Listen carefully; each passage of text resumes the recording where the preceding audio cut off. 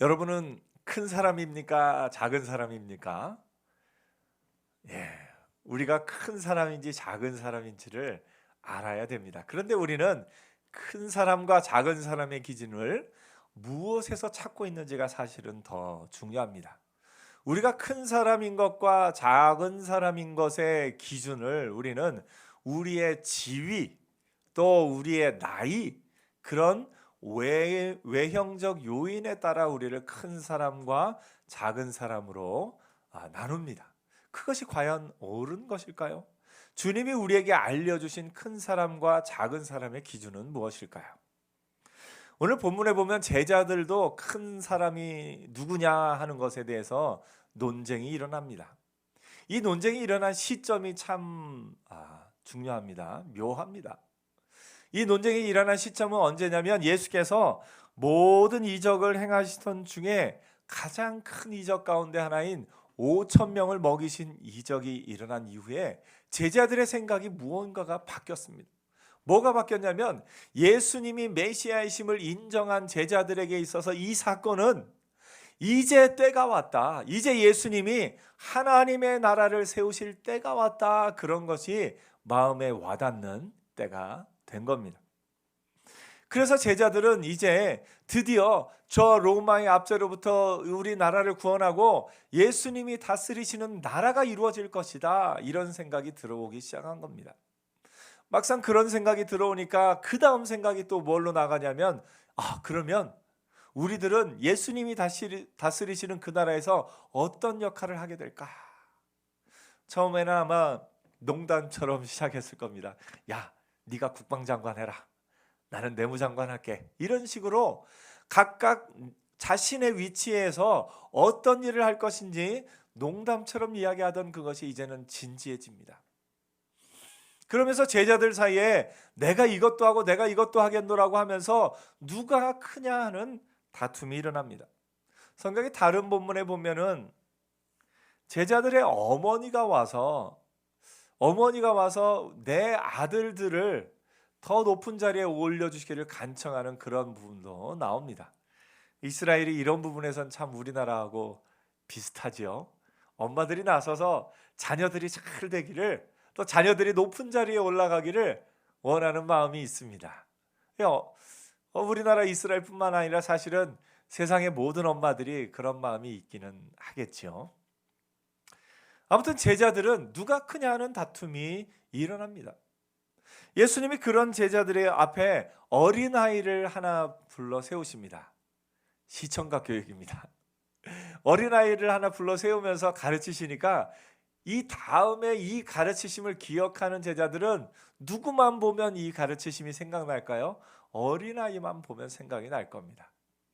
그런데 어린아이를 이 앞에 세우셨다라는 것은 오늘날 우리가 생각하는 어린아이 예쁘고 귀엽고 그런 아이를 이렇게 데리고 왔다라는 것과는 좀 의미가 다른 당시 유대인들 고대 근동 아시아의 그 모든 문화 속에서 그리고 그 히브리 문화 속에서 유대인들이 느끼는 것은 좀 달랐습니다.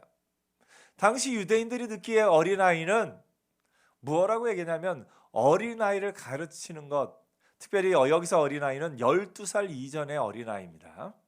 어린아이를 가르치는 것은 의미가 없다라고까지 이야기를 합니다. 더구나 그 율법 토라를 해석한 미시나라는 것이 있는데요. 그 미시나에는 이런 말이 있습니다.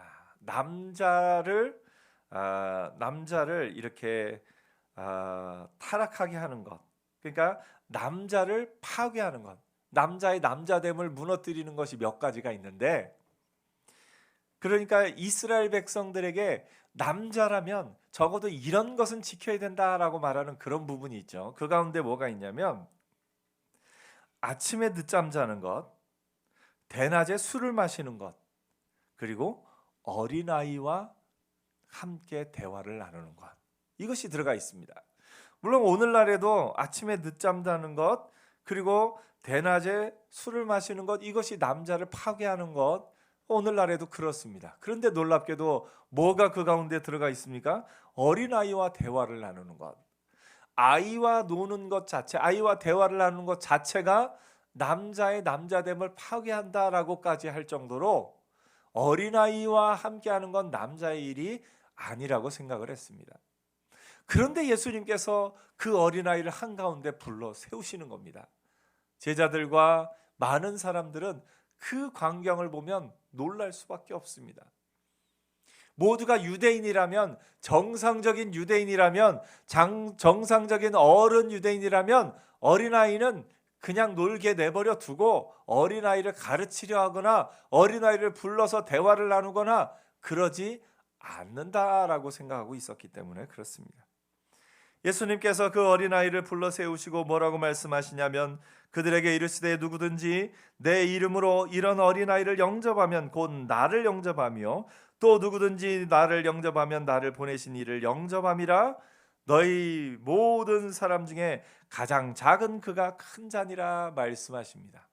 다시 말해서 사람들은 그 사람의 외형적인 지위, 그 지위가 그 사람의 크고 작음을 구별한다라고 생각하고서 누가 큰 자냐, 누가 높은 자리에 오를까, 그것을 생각하고 논쟁하고 있던 그곳에 이 어린아이와 같이 자기를 낮추고 그 낮추는 그 사람, 낮춰서 어린아이를 받아들이는 그 사람이 곧 나를 영접하며 나를 영접함이 하나님을 영접함이니 그 사람이 큰 사람이다 말씀하고 있는 겁니다. 다시 말해서 우리는 외형적인 모습, 외형적인 지위가 큰 사람과 작은 사람의 기준이라고 얘기를 하는데 예수님은 그 안에 내면적인 누구를 받아들이느냐, 그 내면의 기준이 무엇이냐가 그 사람의 크고 작음을 가르는 기준이 된다라고 말씀하고 있는 겁니다. 오늘 여러분, 우리는 큰 사람을 어떻게 생각하냐면 우리도 이 제자들과 마찬가지입니다. 외형적인 것으로 큰 사람을 구별합니다. 그러니까 다른 사람하고 좀 비교해서 그보다 크면 큰 사람이 되는 거죠.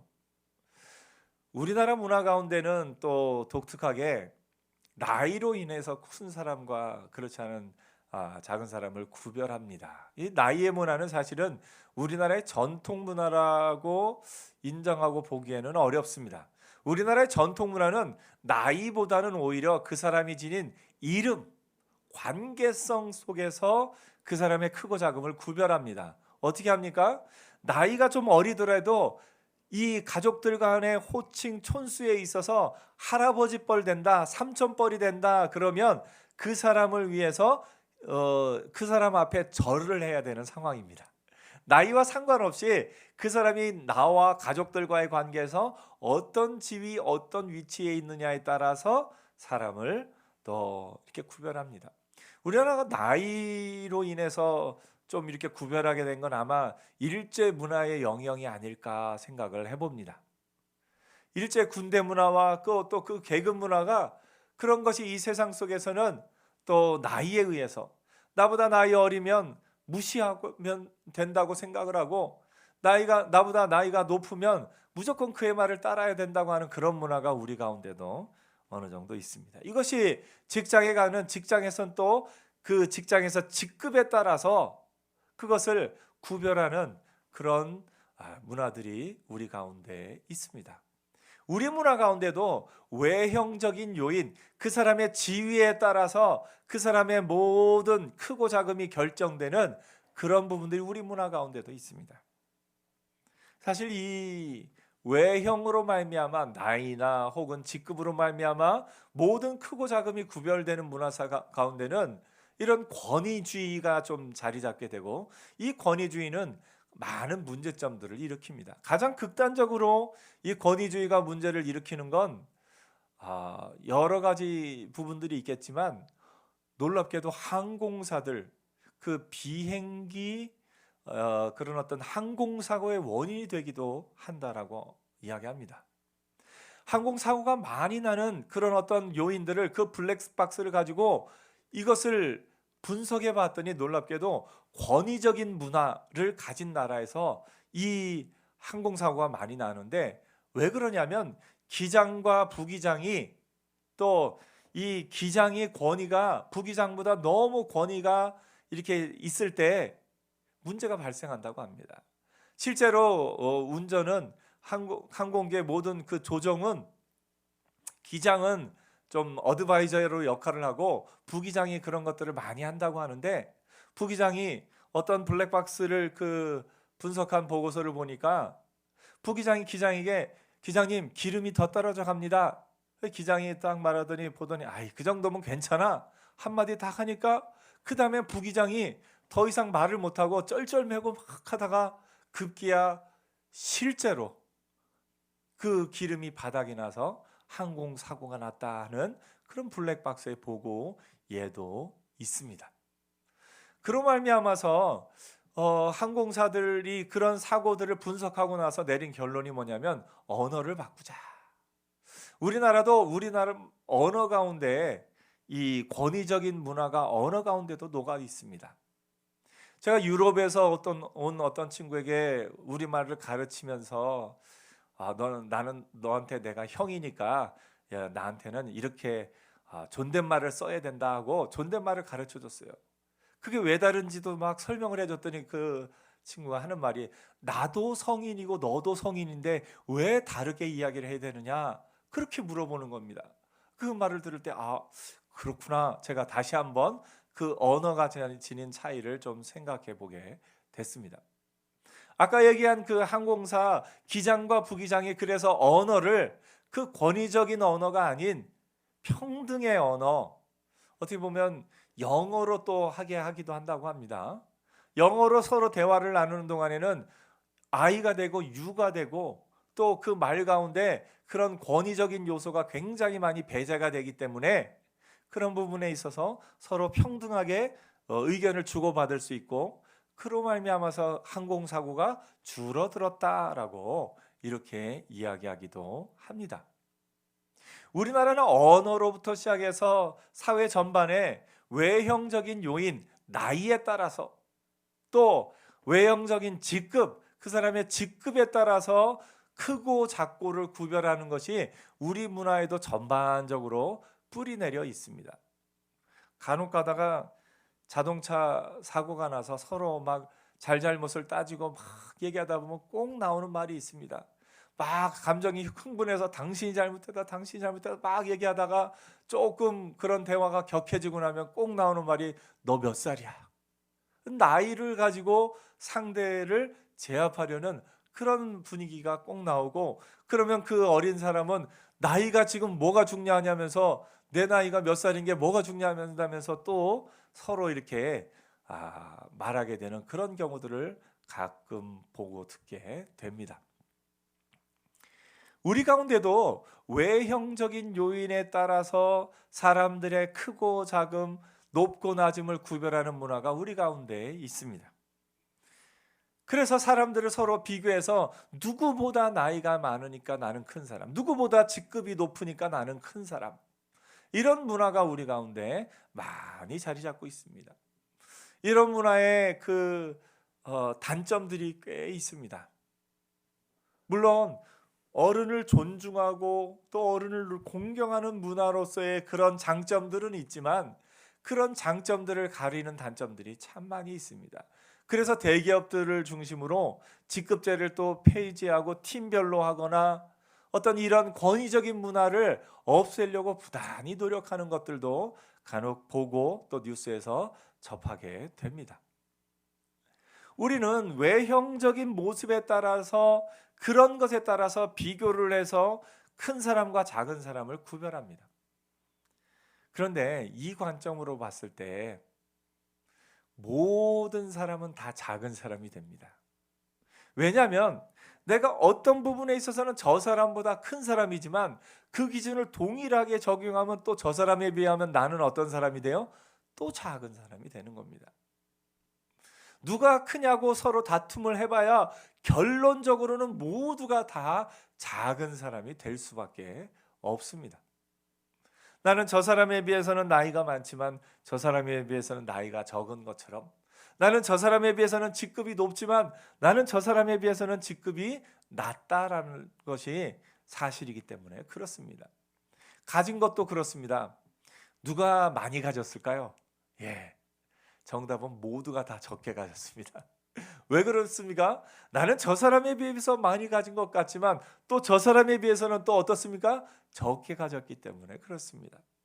그래서 비교에 의해서 외형에서 의해서 사람들의 크고 작음을 높고 낮음을 구별하기 시작하면 모든 사람은 자기 자신에 대해서 나는 낮은 사람이다 불만을 갖고 살아갈 수밖에 없습니다.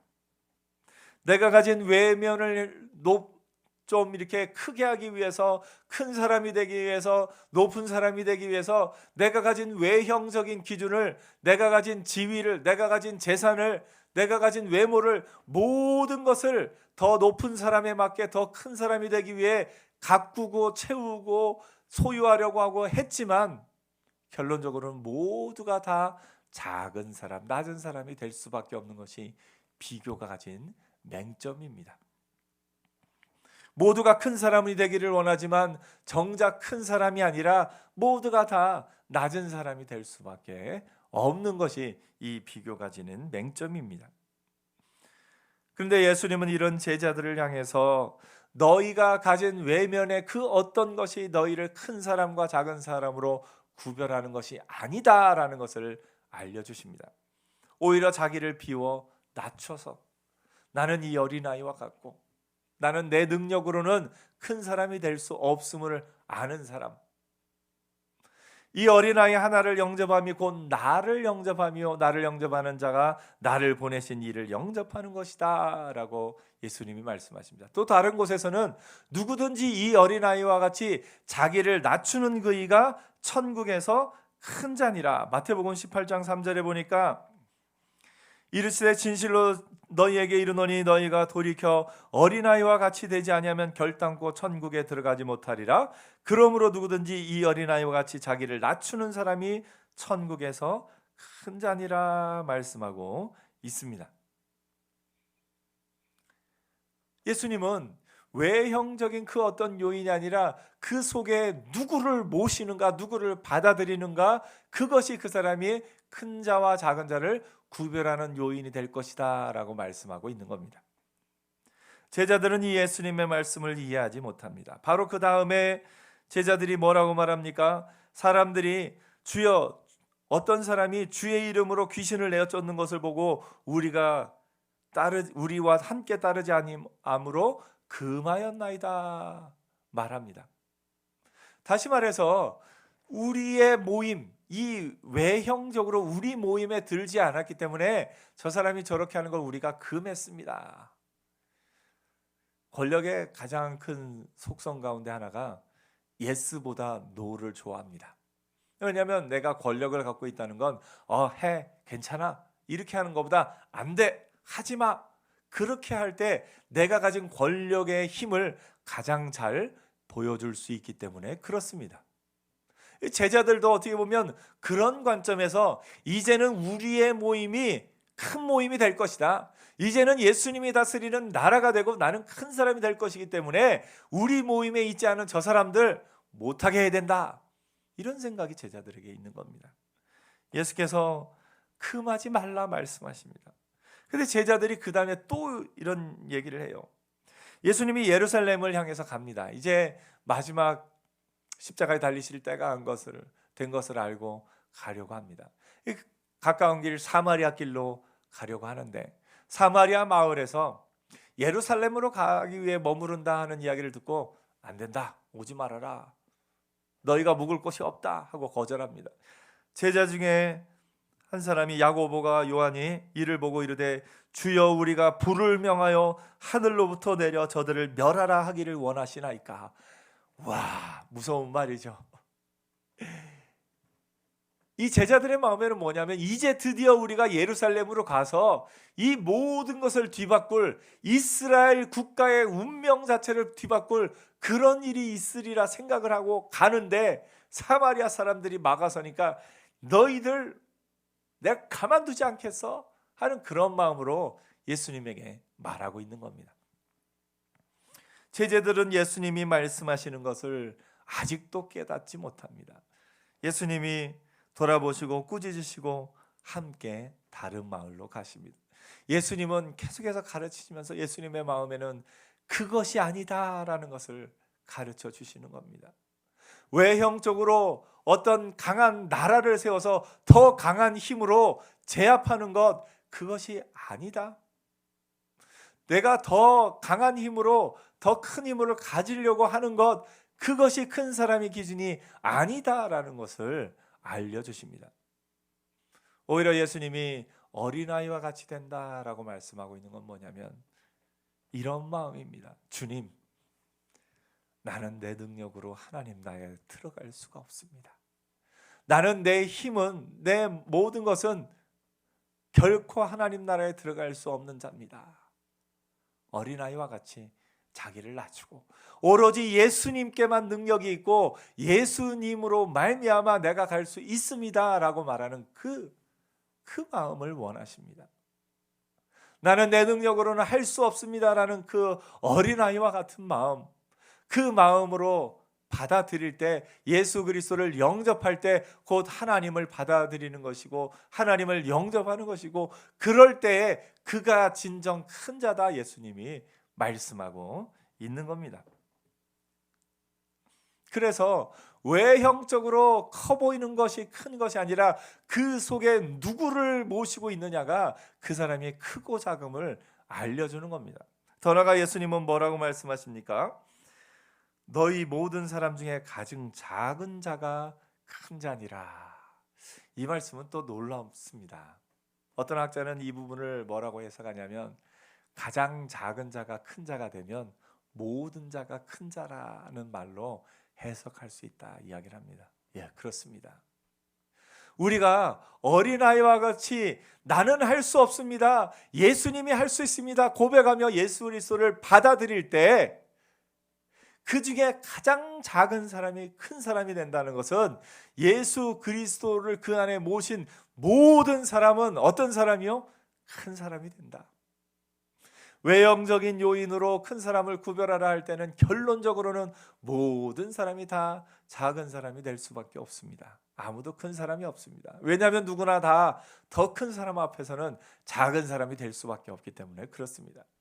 그러나 그 내면에 예수님을 모시고 그 안에 예수 그리스도를 영접함으로 말미암아 하나님을 모신 모든 사람은 큰 사람이 됩니다.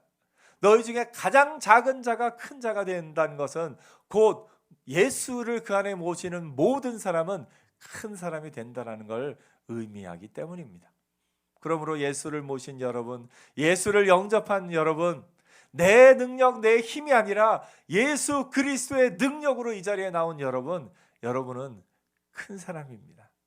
여러분은 작은 사람이 아닙니다. 여러분은 큰 사람입니다. 믿으십니까? 네. 옆에 한번 얘기해 주세요. 여기 큰 사람이 옆에 계시네요. 여러분, 사람이 마음이 힘들어질 때는 언제입니까? 내가 작게 느껴질 때가 있습니다. 내가 저 사람에 비해서 가진 것이 작고, 내가 저 사람에 비해서 배운 것이 작고, 내가 저 사람에 비해서 지위가 낮고, 그런 것이 우리를 초라하게 만들고 우리를 힘들게 할 때가 있습니다. 그래서 그것을 극복하기 위해서 더 많은 것을 가져보고, 그것을 극복하기 위해서 더 높은 지위에 오르려고 하고, 그것을 극복하기 위해서 내가 목소리를 높여서라도, 가장 자기가 작다고 그 자존감이 낮아진, 어떻게 보면 열등감이 있는 사람들이 특징이 뭐냐면 목소리를 높이는 겁니다. 내가 목소리를 높여서라도, 소리를 질러서라도 내가 작은 사람이 아님을 보여주겠다. 오히려 무력으로, 힘으로, 목소리로 내가 큰 사람임을 증명하겠다. 그럴수록 그 사람은 더 작아지는 것을 보게 됩니다. 여러분 주변에 목소리 크다고 그 사람을 정말 귀하게 여길 사람이 있습니까? 목소리 커서 자기 힘으로, 무력으로 하는 사람, 그 사람을 크게 보고 존귀히 여기는 사람이 있습니까? 그렇지 않습니다. 사람들은 저마다 내가 더 큰 것을 보여주기 위해서 소위 말해서 이 갑의 역할을 하죠. 사람들을 제어하고 통제하고 안 된다고 하고 금하고 하면서 자신이 높은 사람임을 증명하기 위해서 이 제자들처럼 그런 말들을 하면서 살아갑니다. 그래서 내가 높은 사람임을 증명하기 위해서 과하게 하면 할수록 뭘 증명하냐면 내가 작은 사람임을 증명할 수밖에 없는 것이 우리의 삶인 것을 봅니다. 그러나 오히려 나는 할 수 없습니다. 나는 내 능력으로 하나님 나에 들어갈 수가 없습니다 하는 그런 어린아이와 같은 마음으로 나아갈 때, 그것이 예수 그리스도를 내 안에 영접할 때 우리가 곧 예수 그리스도를 보내신 하나님을 그 안에 모심으로 말미암아 진정 큰 자로 살아가게 되는 것을 봅니다. 오히려 낮아질 때 큰 사람이 되는 비밀이 여기에 있습니다. 우리는 내가 가진 그 어떤 외면적인 능력으로 내가 큰 사람이 되는 것이 아니라 내 안에 예수 그리스도가 있음으로 말미암아 나는 큰 사람이 되는 겁니다. 우리가 가진 가치는 내가 자산 가치, 내가 가진 것이 얼마나 있느냐, 그것이 나를 보여주는 것 아닙니다. 오히려 우리는 내 안에 자아가치, 내가 어떤 사람인가, 내 안에 누구를 모시고 있는가가 우리가 큰 사람인지 작은 사람인지를 보여주는 겁니다. 이건 조금 우리가 누구인지를 나타내는 게 곱하기와 같습니다.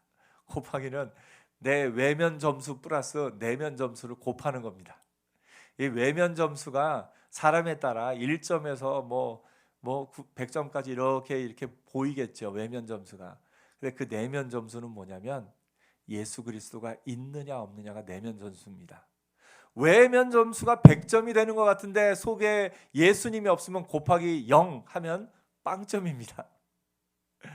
그러나 우리 외면 점수가 이것이 부족하고 저것이 연약하고 또 몸이 연약하고 또 이것저것이 아무 것이 연약해서 모든 것이 연약해서 외면 점수가 1점이라 할지라도 내면에 예수 그리스도를 모시고 살면 곱하기 100 몇 점입니까? 100점입니다. 사람의 가치는 외면 점수 곱하기 내면 점수입니다. 그래서 외면의 점수가 중요하냐? 그렇지 않습니다. 외면의 점수는 1점부터 100점까지 다 할지라도 그 안에 예수 그리스도를 모시고 사느냐가 얼마나 중요한가를 우리에게 예수님이 알려주시는 겁니다. 그래서 겉으로 드러난 것으로 사람들을 평가하고 사람들을 제어하려고 하고 다른 사람을 나보다 낮게 여기고 그렇게 살아갈 때는 내가 정말 작은 사람임을 증명하며 살아갈 수밖에 없는 겁니다.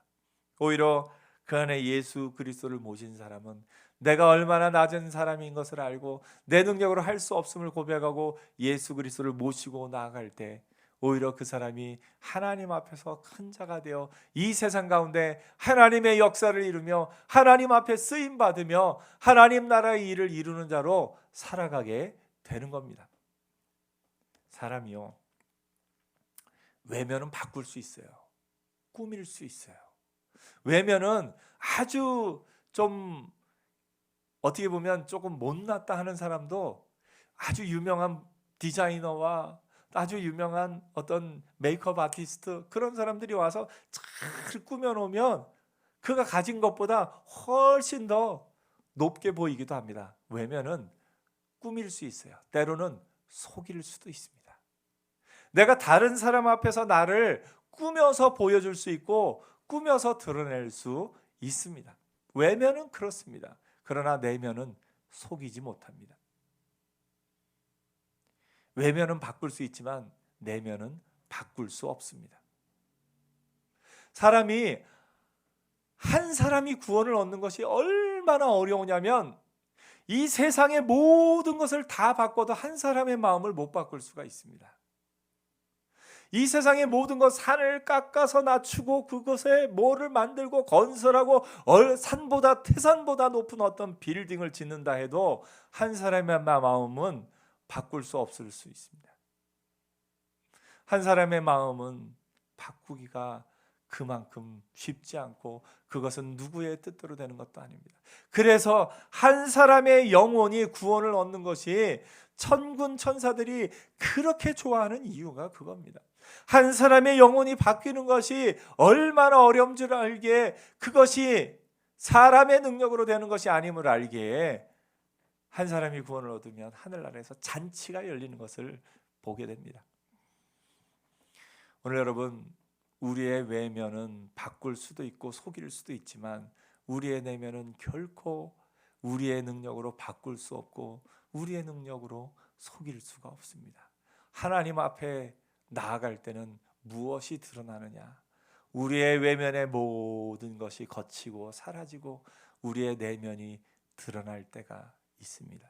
그때 내가 가진 그 어떤 것이 아니라 예수 그리스도의 그 이름으로 큰 자로 드러나는 하나님의 사람들이시기를 축복합니다.